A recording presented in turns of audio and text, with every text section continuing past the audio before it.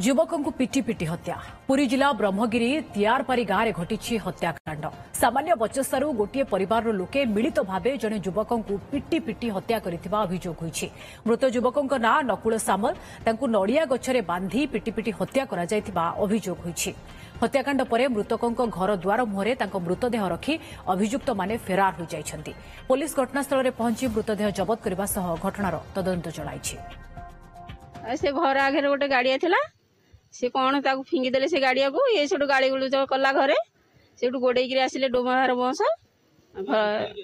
से डोमाहार तांको पुओ मानक ना तो मु कहि परिबिनी मु आसुनी ठीक तार भौणी अबेस मु आसुनी जाननी तांको पुओ मान से डोमा कंठिया हरिया झरिया से 3-4 भाई गोड़ेई आसी से दुआर पकई देला गोड़े दुआर भांगिकी से घर भितर बाड़िया पिटा कले से बाड़िया पिटा कर पलैले जमी सी से भୟରେ पलैला ब्रह्मगिरी कहले मत मारिदे बोली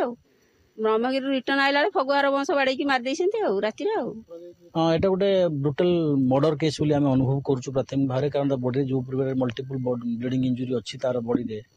माड़ चिन्ह देह सारा क्षत चिन्ह रही भावुँ आसल्ट कराई जहाँफल परिवार लोकंर अभियोग रही भीमसेन सामल और परिवार बोधे मिलित भाव सॉरी भीमसेन सामल हूँ भाई फगु सामल और परिवार आसल्ट कर मृत्यु परिवार लोक अभियोग कर।